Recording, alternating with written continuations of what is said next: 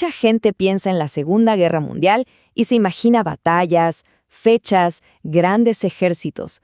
Y claro, todo eso es cierto. Pero la verdad es que fue mucho, mucho más que eso. Fue un conflicto que lo cambió todo, desde la tecnología y la política hasta, créanlo o no, las cosas que tenemos en casa. Así que en este análisis nos vamos a alejar un poquito del campo de batalla para explorar esos impactos, los que a veces no se ven, pero que siguen con nosotros hasta hoy. Y esa es la pregunta clave, ¿no? ¿Cómo es posible que una sola guerra haya tenido un alcance tan, pero tan masivo? Porque sus efectos llegaron a todos los rincones del planeta. No solo se redibujaron los mapas, sino que cambió por completo la forma en que la gente común y corriente vivía, lo que pensaba e incluso el diseño de las cosas más simples de su vida diaria. Miren, esta frase de Winston Churchill lo dice todo. La guerra dejó un mundo lisiado y roto. Es una imagen súper potente, ¿verdad? Y es que la devastación fue de una escala que hoy, sinceramente, nos cuesta imaginar. Para entender cómo se pudo reconstruir algo a partir de ahí, primero tenemos que asimilar lo profundo que fue el quiebre. Ok, entonces, ¿cómo llegamos a este punto? La verdad es que la historia es un poco como un incendio mal apagado. Las brasas de la Primera Guerra Mundial en realidad nunca se enfriaron por completo. Y esas mismas brasas fueron las que terminaron por encender un fuego nuevo, uno mucho, mucho más grande y destructivo. Fue básicamente una reacción en cadena. Todo empieza con la humillación del Tratado de Versalles en 1919, que dejó un resentimiento enorme en Alemania. O sea, el terreno estaba preparado. Luego, en los años 30, llegan los nazis. ¿Y qué hacen? Pues aprovechan toda esa frustración de la gente y usan las nuevas tecnologías, como la radio, para esparcir su mensaje por todas partes. Para 1938, con la anexión de Austria, ya era una clara señal de que iban por más. Y en cuestión de un par de años, esto ya no era una simple guerra por territorios. Se había convertido en una cruzada ideológica total. Y justo en el centro de todo, en el corazón de esa cruzada, estaba su ideología, que no se trataba solo de conquistar países o de tener más poder, no. La idea central era la de crear un Estado racialmente puro. Y esto es importantísimo entenderlo, porque el objetivo declarado de eliminar a los judíos de Europa y a muchísimos otros grupos, eso hizo que esta guerra fuera algo completamente distinto. Fue, en esencia, una guerra genocida. Bueno, dejemos por un momento la gran ideología y la geopolítica y vayamos a algo más terrenal, la experiencia de la gente.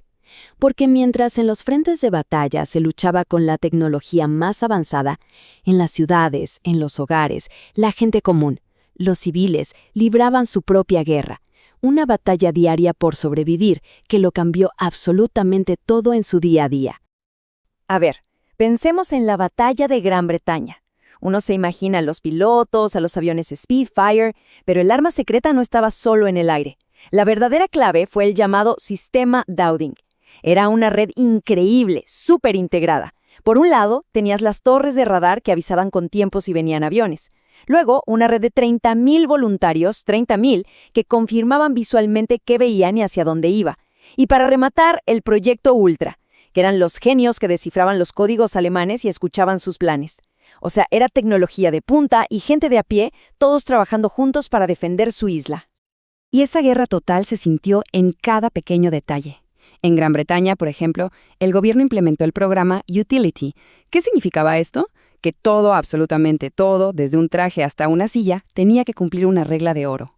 Máxima utilidad con el mínimo de material posible. Se acabaron los adornos, los lujos, los detalles innecesarios. Todo era simple, funcional, diseñado para durar. Era la estética de la supervivencia. Y esto es un ejemplo perfecto de lo que los historiadores llaman guerra total. No era algo que pasaba allá lejos, en el frente. No, la guerra estaba en la cocina, en la calle, en el trabajo. Cada persona, de una forma u otra, estaba involucrada. Las rejas de hierro de los jardines se quitaban para fundirlas y hacer armamento. La comida estaba súper racionada. Y por todos lados, la propaganda te recordaba que tu pequeño sacrificio en casa era fundamental para ganar la guerra.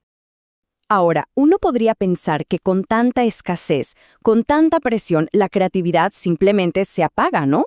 Pues pasó todo lo contrario. Fue precisamente esa falta de recursos y esa necesidad de resolver problemas lo que provocó una ola de innovación increíble. El ingenio floreció en medio de la crisis. Todo se trataba de prioridades. Miren, para los productos que se vendían a la gente común, los empaques se volvieron súper básicos, lo mínimo indispensable. Pero, para las raciones de los soldados, ahí sí que se invirtió toda la creatividad. Se inventaron nuevos materiales, como este cartón encerado. Todo para asegurarse de que la comida llegara en buen estado al frente de batalla.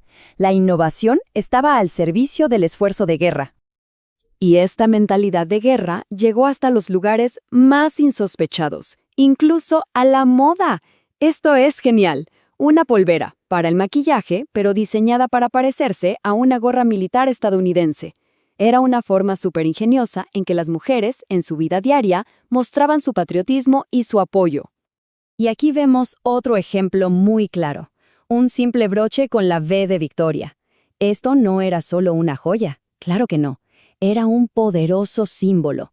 Era una forma de comunicación no verbal, una manera de decir estamos en esto juntos, de recordarse mutuamente por qué luchaban y de mantener la moral por las nubes. Pero el diseño también tuvo un papel, digamos, más secreto y absolutamente crucial en la estrategia militar. Antes de operaciones gigantescas como el desembarco de Normandía, ¿qué hacían? Pues ponían a equipos enteros de artistas y diseñadores a construir maquetas del terreno, pero unas maquetas increíblemente detalladas. Esto permitía a los altos mandos planificar cada ataque, cada movimiento, con una precisión que nunca antes se había visto. Y si hablamos de creatividad, tenemos que hablar del Ejército Fantasma. Esto es de película. Era una unidad especial formada por artistas, diseñadores de sonido, actores. Su misión era crear ejércitos que no existían. Usaban tanques inflables, jeeps de madera, altavoces gigantes con sonidos de batallas grabadas, todo para engañar a los alemanes y hacerles creer que las tropas aliadas estaban en un lugar cuando, en realidad, estaban en otro. El arte del engaño usado como un arma estratégica. Increíble. Y bueno, uno pensaría que con la rendición de Alemania y Japón llegaría la paz, pero no. La realidad fue mucho más compleja. El fin de la Segunda Guerra Mundial no fue el comienzo de la paz, sino el comienzo de un conflicto completamente nuevo. Un enfrentamiento global, silencioso, que se iba a pelear en las sombras.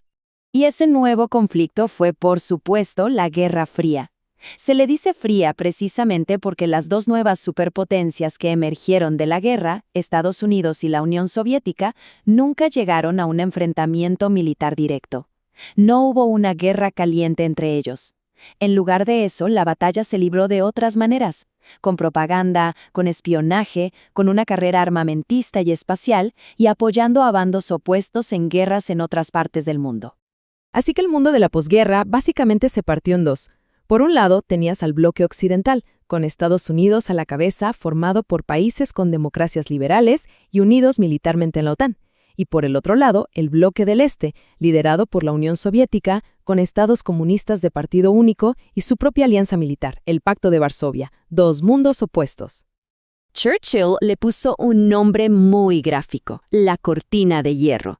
Y lo tremendo es que no era solo una forma de hablar, no era una metáfora. Se convirtió en una división física real, con alambres de púas, con guardias, con fronteras súper fortificadas. Y el símbolo más famoso y más brutal de esa división fue sin duda el Muro de Berlín.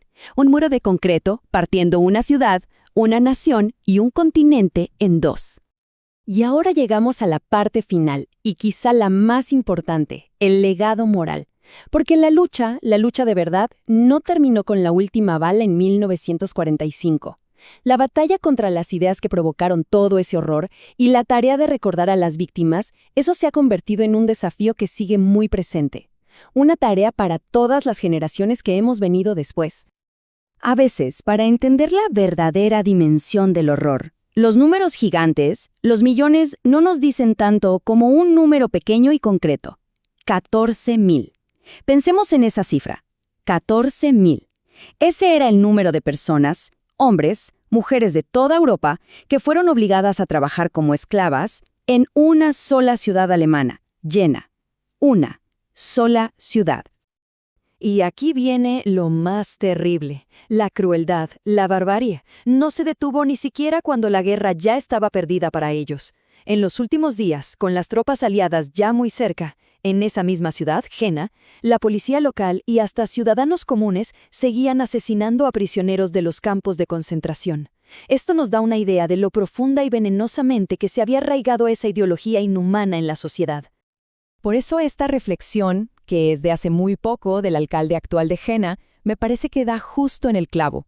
Dice que una cosa fue la liberación de la tiranía nazi, la militar, pero otra muy distinta es la liberación de las ideas nazis, y que esa confrontación, esa lucha contra las ideas, sigue siendo una tarea permanente.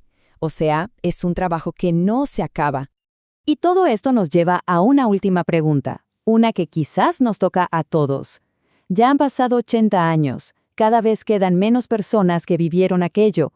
Entonces, mantener viva la memoria, no solo de los hechos, sino de las lecciones que nos dejaron, se hace cada vez más difícil, pero al mismo tiempo, es más necesario que nunca.